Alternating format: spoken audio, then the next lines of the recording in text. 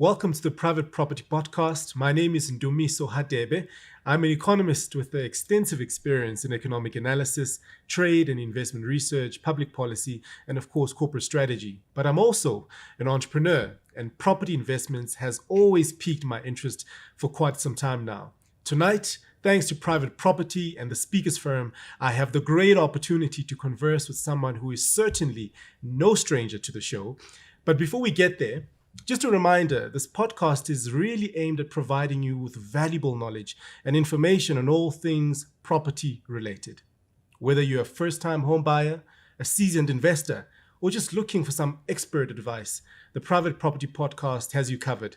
And we go live every Tuesday and Thursday at 7 p.m., all thanks to Private Property, where you can find your new home on privateproperty.co.za.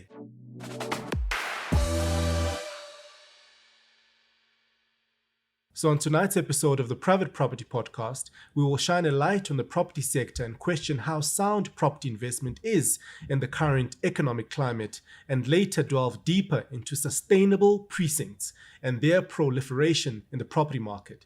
To really help us make sense of it, we are joined today by none other than Mark Berman, the Managing Director of Soundrock Integrated Property Solutions.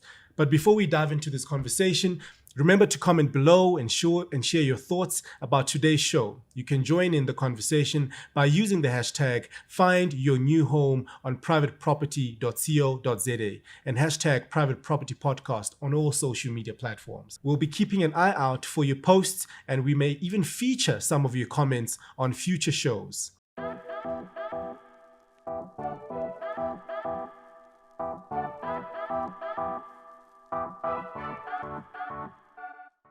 Now, let's dive in. Welcome, Mark. How are you doing? I'm good, and you, Ndumiso? I'm very well. It's a great pleasure to have you on the show on what is a very, very interesting area in property investments, in the world of property investments. It's been an interesting area and sector, especially for me when looking at some of the events and interesting developments in the property market, especially from post-COVID going forward. There have been some interesting movements in the economy and what that landscape has been looking like. But you would know better in terms of what the sector has been looking like. What has been some of the themes and trends that you've seen in the sector over the last while? You know, it's very interesting that you ask that question and you pose the thing post-COVID, because I think with all in the history of the property sector in this country, and I've been around for close on 30 years in the sector, we've seen a lot of ups and downs. We've seen interest rates go to 24.5%. We've seen the financial crash internationally, et cetera, but we've never had an event like COVID, which has got such far-reaching repercussions. And that's the scary thing, because normally these things, like within a couple of months, the interest rates came down again, whatever. Yes. But here you've got something that started off in 2020. We're now in 2023, and halfway through 2023, and we're seeing the repercussions and the influence of that to date. Sure. So, you know, the property sector got hugely affected by COVID in very many different ways. If you, for instance, had a rental property during the COVID time, when we were in like full-on lockdown, guys couldn't go to work, couldn't pay their rental, especially artisans had big trouble, no work, no pay. Sure, yeah. So landlords had to carry them. Some of them were nice people. Some of them weren't so nice. Yeah. In the retail aspect of things, shopping centers were closed. The only things that were open were pharmacies and supermarkets. So all those guys ended up having huge arrears, and the problem just becomes far-reaching. So the solution was to drop interest rates so that we stimulate the economy. Worldwide decision. Now, I'm not an economist, you're the economist, but I honestly believe it was the stupidest mistake that they could ever have made. Please, tell me more. So when you do that, you're automatically going to create inflation. You're just going to do that. You're putting more money into people's pockets than they normally have, and then they go out and spend. True. Nobody at that time looks into the future. They haven't got their own little crystal ball and go, oh, you know what? This is not going to be long-lived. This is a short-lived experience. And what's going to happen is in short order, the interest rates are going to climb again. That's not how anybody thought, including the banks. Because when the interest rates dropped to 7.5%, everybody was, and I say everybody as a generality, was like, buy now. This is the best time to buy your house, buy your first property. Yes. Putting people into the single most dangerous environment ever. Because where are people now? Look at the interest rate hikes. Shot up, And also, not predictably shot up. 100%. They've gone up 100%. Excuse the fun there. But it's very interesting to see what's actually occurred in terms of this, because I was having a conversation with a young lady the other day who wanted to buy a property. And we were discussing what are the pitfalls of buying a property. And she was like, well, I'll buy an apartment because I've got affordability.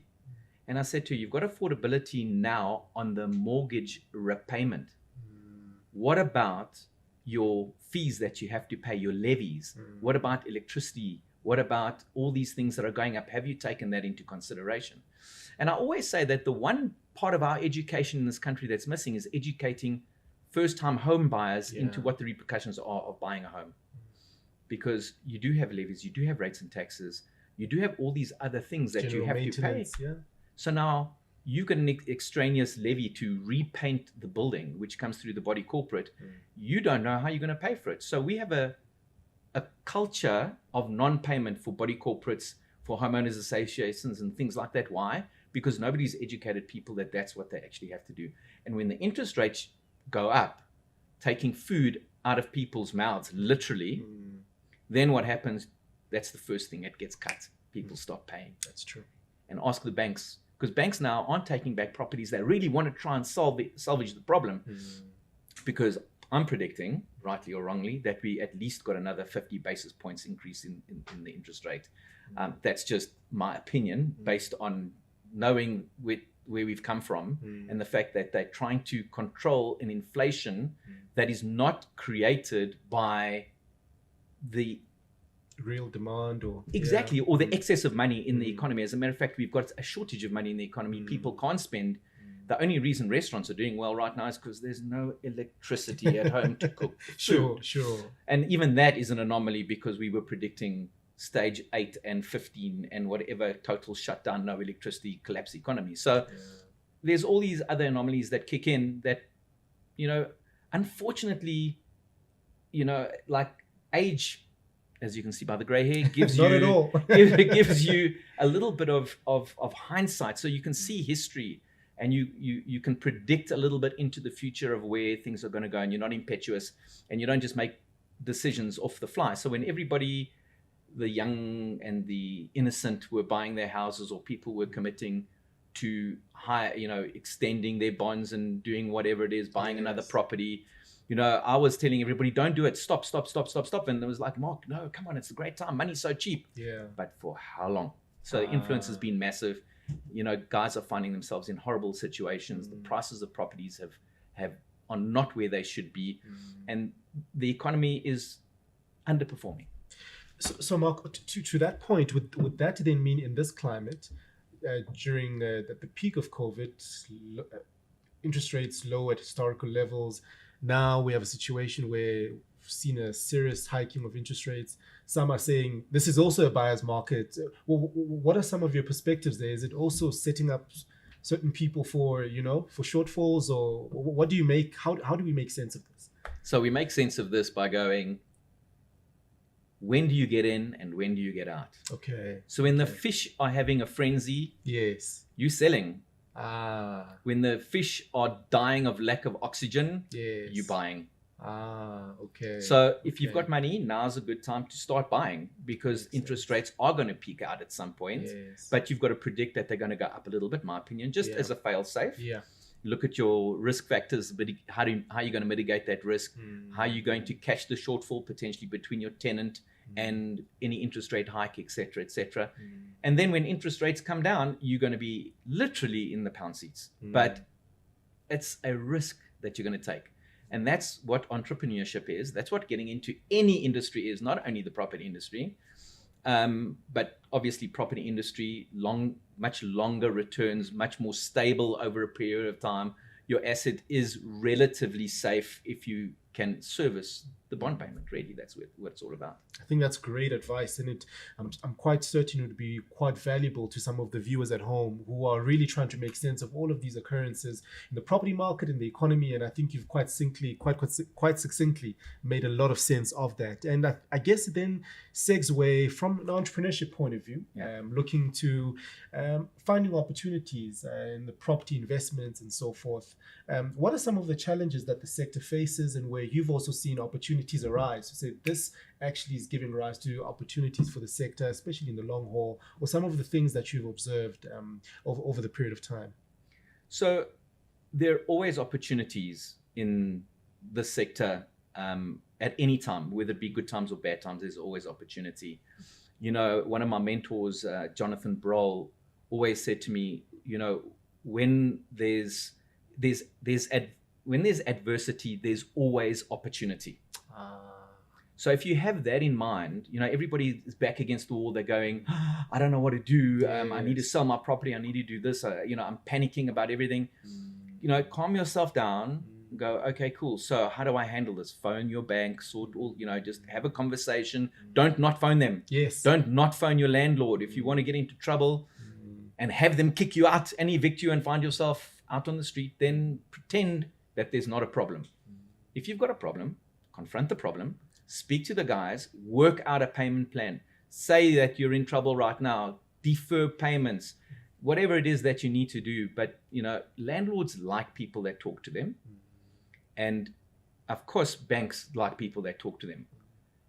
You can stabilize yourself from there. But in terms of investment and things like that right now, it's a great time, in my opinion, for people to start looking at the broader scope of things. So from a development point of view, yes, if you want to buy to rent, great time. Great time to buy to rent, because obviously buying a property right now at the interest rates where they are right now, people are a bit reluctant. Yes. And maybe they haven't got the reserves that they had, and they're predicting, you know, they're going, oh, it's out of control. I'm not prepared to own anything. So the rental market's doing much better than one would anticipate. You know, it's like there's a shortage. Yeah, sure. But the overall shortage is a very interesting economic thing. So I did a little bit of research the other day, and it's quite interesting that in South Africa, there's about 3 odd million houses that need to be built to house our people. That's, no matter what the economy is, these people need houses. Yeah, it's a material need. It's material needs, and it's across the board. It's not just upper sector, middle sector, or lower sector. It's across the board. Obviously, the larger part of the population sits in the affordable housing, social housing, that kind of niche. But there are opportunities to actually participate, get involved. Because if you've got a property, you buy a property, you make sure that it's zoned correctly for a multi-let, and that when you buy it and your bank is aware that you're doing it as a multi-let, for instance. Yes. So that you don't void your insurance. And I keep saying this to everybody. Don't think you're getting away with it because you're not telling anybody. Okay. Because let me tell you, somebody knocks over a pan of oil, it catches a light on the stove, burns the house down. The bank finds out that you've got an illegal multi-let, null and void in insurance. Sure. So insurance won't even pitch in because of that. Won't pitch in. It's very important to note, yeah. Your investment is at risk. Every time you break one of these things, you know, there's this case recently that Discovery won about this person who apparently fraudulently, and I don't know all the details, so I'm not going to go into it too much, but apparently fraudulently claimed on their policy they were paid out a certain amount of money. I think it was about 1.4 million or something like that. And they're now forced to pay it back because the wording of the policy says that if they see that there's any fraudulent activity that's taken place, they can cancel the policy before the event took place. Oh, wow. So read your insurance policy, just as a little property investor, just saying. That's very important. That's very important. And I guess to your point, Mark, you've mentioned quite a number of important insights for viewers who are very interested in property investments. You mentioned the question of communication with all the respective stakeholders, being your landlord or the financiers that you're working with. You mentioned the question of reading the finer wording in documents, so your documents and so forth. And I guess as part of the property sector, there are a number of emerging themes, and one of those themes relate to this idea of sustainable precincts. Yeah. It's a big concept. What is it? I have never come across the concept. What is sustainable precincts in the world of property investments? In the world of property investments, it's kind of like all things green, all things green and wonderful. Okay. So it's like what you're trying to do is, as a developer, I guess, you're trying to take the reliance away from the infrastructure, from the municipalities, so that you actually off grid. Okay. So that no matter what happens, there's no water shortage, there's no electricity shortage, and however your sewer is treated so that you're a sustainable village, sustainable township, whatever it is that you want to put together. There are a lot of guys that have this dream. It's a great dream. It is not an easy thing. Okay. It's not just we're just going to do it and everybody's going to come running. Sure. Because obviously there's a cost to it. Yes. There's a cost to coming off grid, and that is an education process for people. You know, people get excited. There was this thing from the government where you got tax relief because you bought solar panels, but you could only spend that on solar panels. So you had to spend a certain amount of money to get whatever the rebate was. But the problem is that in the back of that, in order to make this a workable thing, you needed an inverter, you needed batteries and all this kind of thing, because otherwise what happens is the sun is shining, the electricity is on, and all you're doing is not using electricity in the grid. But the minute that there's load shedding, you don't benefit from having that. You need to have the inverter with the batteries in order to make this sustainable, but there's a cost to that. So you've got to look at the curve, which is the cost the cost curve. How much is it costing you to put this in versus what is your return on your investment? It makes sense, and I think it's a very important conceptualization of viewing property development. I think because I immediately thought of some of the work that has been put out by the World Economic Forum. By 2025, 2/3 of the world's population would experience water scarcity issues. There's also reports stipulating issues around energy shortages as well. And given the inputs that go into making solar panels is sustainable precincts a conceptualization that seeks to really mitigate some of those important issues that it's been forecasted we're likely to be affected by as residents in our homes or businesses? Is it in response to that? So my dear friend, in case you living in Johannesburg, yeah, you might know that that's actually happening. Yeah. We have water shortages, we have power shortages. All of those things are a reality. You know, it's happening internationally, but it's actually on our doorstep. This is an occurrence. You know, I live in the eastern suburbs of Johannesburg, and we have water cut off literally 2-3 times a week. Sure. We've gone every single night because Alexandra Reservoir runs out of water because the pump station's not pumping because the pumps were started or whatever it is. So this environment has been created. So the need for a sustainable environment is there. It's already there. We have load shedding, which all of a sudden has been mitigated somehow from 11.5 hours. And I don't want to know how they did this. I mean, I've read the article. Yeah, I mean, I've read the articles and all that kind of stuff, and I don't want to get into it because it becomes a political debate. But we're now sitting at 2.5 hours a day, but that's still 2.5 hours a day. And unless something happens that is going to be able to sustain it, I think everybody's predicting that we're going to run into that situation again, or potentially 11.5 hours a day. Hopefully it gets mitigated, really, because it becomes quite a depressing subject to talk about with people. Nobody wants to talk about the lights are out. Of course. But there's a reality, and we have fantastic sunshine in this country where we can actually derive energy from that. I've actually written a couple of articles to enlighten people on how this all works. and over a period of time we're going to be publishing them so guys understand how solar works and why it works. For the man in the street, they're very clever people out there, and they talk at a level that most people will never ever understand. So I'm like trying to just get people on this understanding level. But very importantly, you take this off the grid thing. We put in boreholes, we put in pumps, we put in filters, we put in batteries, we put in all this kind of stuff, and there's a cost to it. So if you're going to do that kind of precinct, and it's being done, there's a fantastic village that's being built out in the Eastern Cape right now. Yeah. Which is also, it's not only a green environment, but it's also a reserve. It's part of a nature reserve and all these kind of things. But there again, you're off the grid. There's no reliance on the water, no reliance on power, but it comes at a cost. So people have to pay for that to happen. For the average man in the street, for the guy who is in the affordable housing space, he's got to be part of a precinct that is putting that kind of situation in, because he himself is not going to be able to afford to do it. So the developers right now, and we'll go into some of the things, one of the guys that I'm working very, very closely with right now is a company called Alley Roads. They're doing big precinct, and we'll talk about that a little bit later.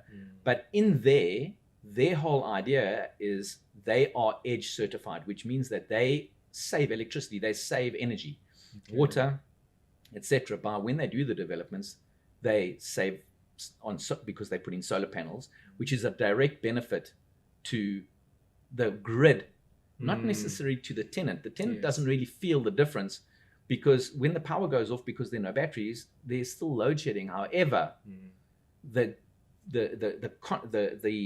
complex's reliance on the grid for electricity is diminished by like 30%. So you're almost giving 30% back to Eskom. To the grid. Okay. Because you're not using it. Yes.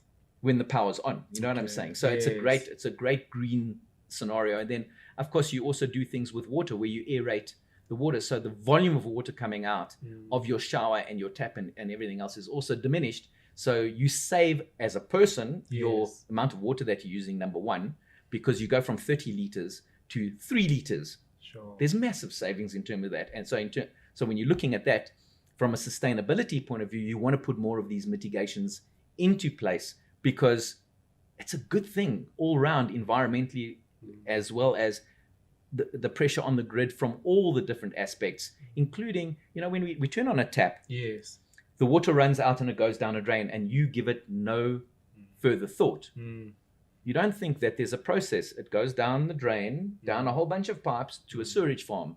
That sewage farm has to be able to cope with the amount of water that you're putting through it.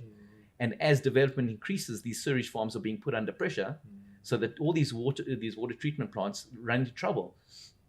And overflow or break down, or when there's load shedding, there's issues. So one must see the whole bigger picture, as it were, as opposed to just going, oh, I'm putting up solar panels, or I want a sustainable village. What does that really mean? It means for real, you're taking pressure off the major grid. And I like that. I like that as a concept. So for the case of South Africa, with the number that you mentioned, between 2 to 3 million people that require housing in our environment, would you say that this approach around sustainable precincts and a green economy is the future and should be the future? I think we don't have a choice. In all honesty, whether we get Eskom right and we get power, or whether we fix up pump stations and we get enough water, there's the increase in pricing. So as the price of electricity goes up and the price of water obviously goes up because of scarcity, you would want to, and it would behoove you to actually work on ways of saving money, and of course create an environment where the pressure that's being put on those major resources is mitigated and lowered. This is quite valuable, Mark, on a number of levels, because on the one side, as you've mentioned, is on the consumer side, the benefit there, the benefit on the grids and so forth. And it also is located within this context around sustainability, both for consumers and for businesses alike. Now, You also mentioned ideas around increased education and awareness as well as an important enabler to ensure that the drive towards a green economy and sustainable precincts becomes a reality. Where do you see the linkages and the importance of, as businesses, really adopting more sustainable practices? I think you've quite eloquently highlighted the benefits. For businesses specifically, where do you see some of the practical ways in which they can really integrate some of these solutions that you've highlighted now? So before I get into all of that, I just want to a very important concept of where this derives from and how this all works is a business partner of mine, Spiros, once told me this very important thing. And he said to me, in the face of starvation, there will be no conservation. It's so true. And you can't expect people who have nothing to even think about saving anything. When a person is freezing and you're worrying about the carbon footprint of the country, he's going to cut down a tree and he's going to burn it. True.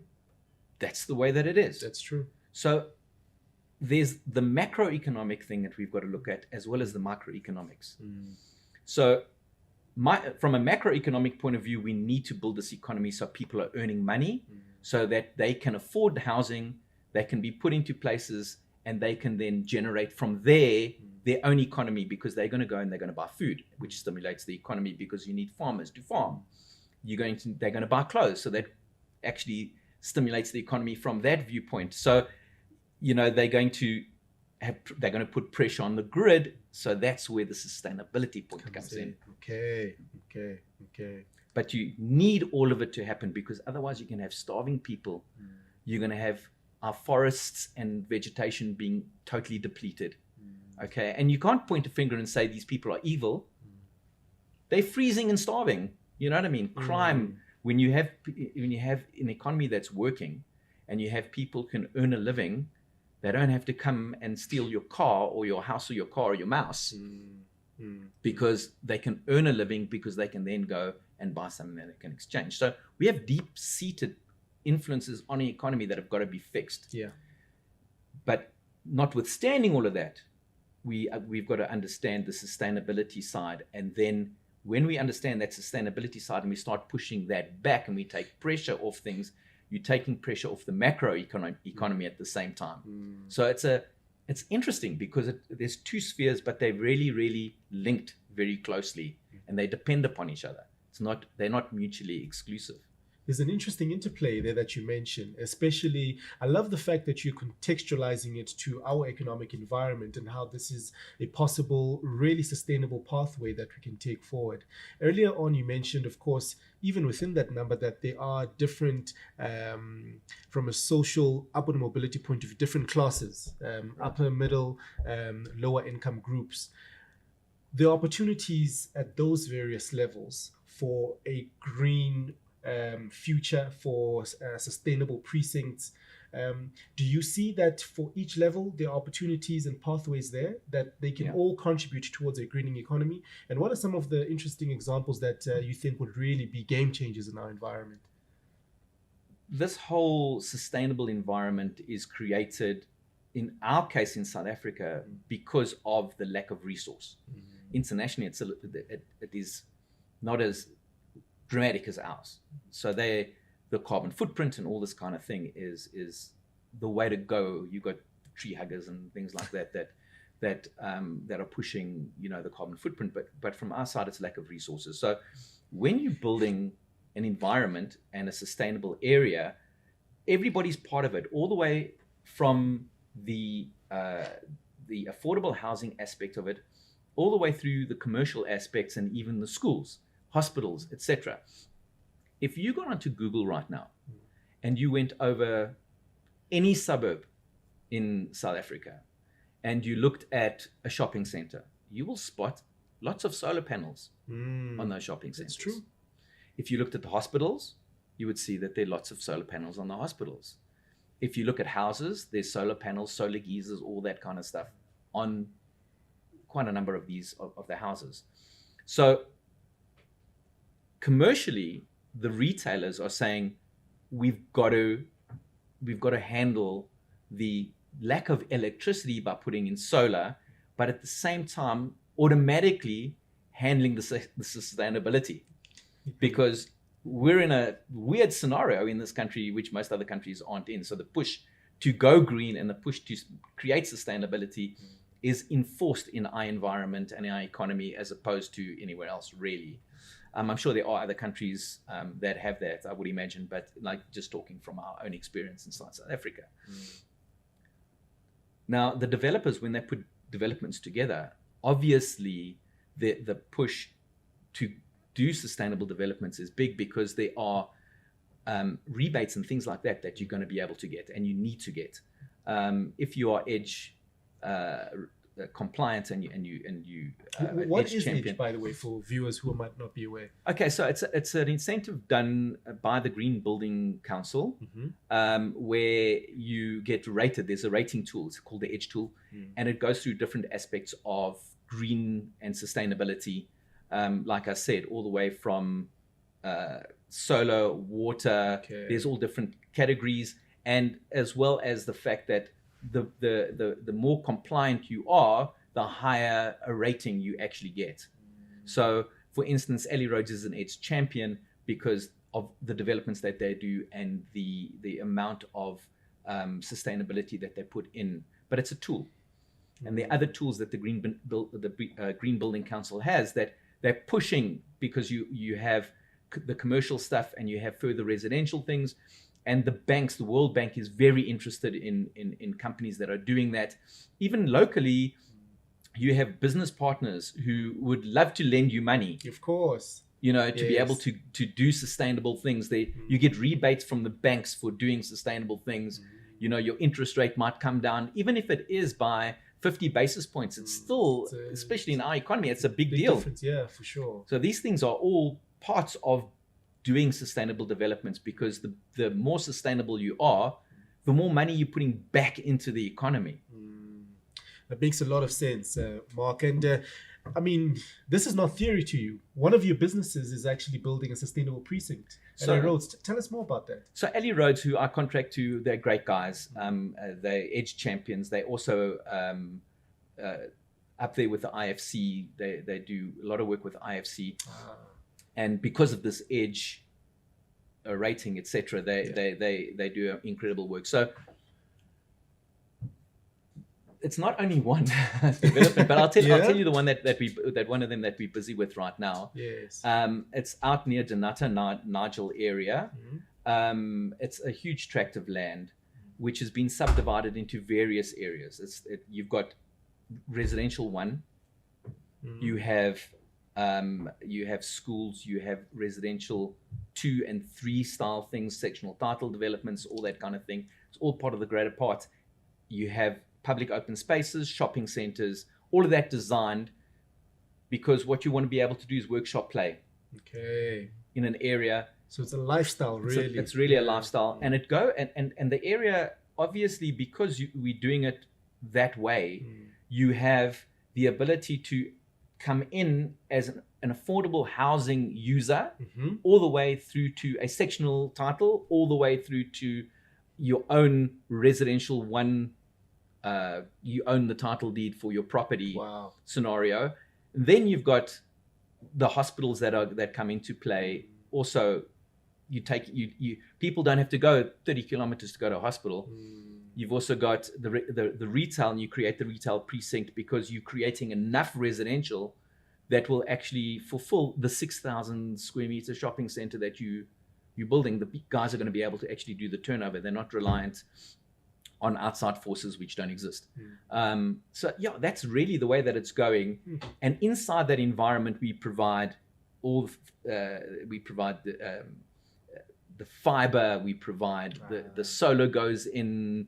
All the buildings are already going up in that aspect because it's important. And doing these kind of developments, you're creating sustainable economies. So it's not only sustainable villages and sustainable lifestyles because of the energy saving, water saving, and everything else, but you're creating a place where people really want to be, and in a safe environment as well. Sure, I think it's quite a compelling case. I'm even feeling like I should assess where I'm staying right now, whether or not it speaks to some of those characteristics. And so I guess finally, Mark, for consumers or businesses, if you were to pitch to them, why should they live and invest in a sustainable precinct going forward? What are some of the key takeaways that you know are important for both consumers and businesses alike that they would be important to consider going forward? Why they should do so? I think the thing that resonates with me is there was a scene in the Matrix movie where there's the scene where it's pouring with rain and this computer program says to the guy, he says, you humans are leeches, you just suck the planet dry and you don't give anything back. Sure. That's quite a profound statement. It is. And when we look at what we're doing, what are we leaving behind? People might think that they live one life and then that's it. But the fact is, you have children and their children will have children. No matter what your belief system is, there's always going to be a tomorrow. What are you leaving behind? What are you leaving on the table for tomorrow? For those people, are you going to suck everything dry so that it's a desert? Or are you going to leave an oasis where people are thriving? And it's with that viewpoint that I like to look at things. So let's create an environment, and it's not a hypothetical thing, and it's not a dream scheme. It's happening all the time. We're living it, yes. We're living it. Yeah. So let's put it there. Let's make it happen and get people involved in it. Show that there is an economy in it, and it's not just take. It's about giving back. It's about, yes, the economics. Yes, batteries cost money. Yes, solar panels cost money. But when you take the pressure off a grid here, it can be given somewhere else. There's pros and cons. There's mitigation of things. There's always exchange going on. For me, the most important thing is we are a human race. We need each other. There's Ubuntu. That's the way that it is. We are because you are. It is. That's true. And if we don't start looking at it like that, from a development point of view, from each other's point of view, we're going to be living on a desert planet. And I don't want to leave that to my kids or my grandkids or anything like that. That's for sure. I don't think you and I would want to be living in a desert planet to begin with. So on that point, Mark, thank you so much for your valuable insights. I've thoroughly enjoyed. I've actually been educated quite significantly. And I have a better understanding now what sustainable precincts are about, what the green economy is about in really meaningful ways, from the consumption of water, electricity, and just a turnkey lifestyle approach that one seeks to take going forward. And of course, with the spirit of Ubuntu, to pass it on to future generations. Thank you so much, Mark. Thank you. Well, that was a phenomenal discussion from Mark, which was very insightful, telling us all things about the green economy, sustainable precincts, and how it affects you and I going forward. And you can certainly continue to enjoy and hashtag find your new home on privateproperty.co.za. And of course, hashtag the Private Property Podcast on all social media platforms. Until next time, enjoy.